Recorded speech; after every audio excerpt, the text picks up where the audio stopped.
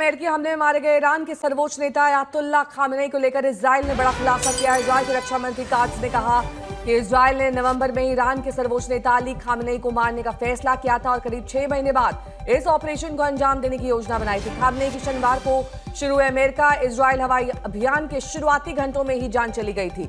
यह किसी देश के सर्वोच्च शासक की हवाई हमले में पहली हत्या थी।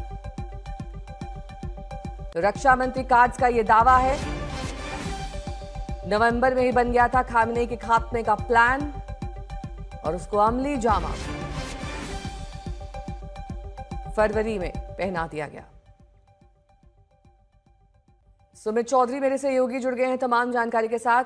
सुमित, कहां पर हम ये माने कि जंग एस्केलेट हुई है और किस तरह के नए हथियारों का इस्तेमाल किया जा रहा है? क्योंकि जिस तरह का हमला हमने सऊदी अरब में अभी देखा मिसाइल द्वारा, ऐसे और कौन कौन से और कहां पर हमले हुए? देखिए, बिल्कुल सऊदी की बात कर लीजिए, बहरीन, कुवैत, ये कई ऐसे इलाके हैं, दुबई के, इन तमाम इलाकों के अंदर आप जब बात करते हैं तो आप मानेंगे कि ये लगातार जंग का दायरा 10 से 12। साइप्रस पे भी हमने देखा कि अटैक की बात की गई थी, हालांकि उसके बाद ये कहा गया कि ईरान ने अटैक नहीं किया है। लेकिन इंपॉर्टेंट क्या है कि अभी भी 10 से 12 जगहों पर इस तरीके की जो इलाके हैं वो जंग की जद में है।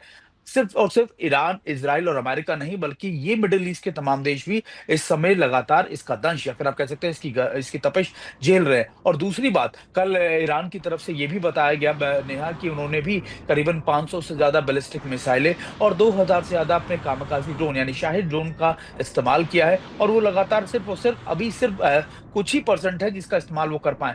लेकिन सबसे ज्यादा फोकस, सबसे ज्यादा उन्होंने जो इस्तेमाल किया है वो 60% से ज्यादा का इस्तेमाल, इन हथियारों का इस्तेमाल मिडिल ईस्ट के उन बेसिस पे किया है जहां पर अमेरिका की मौजूदगी है।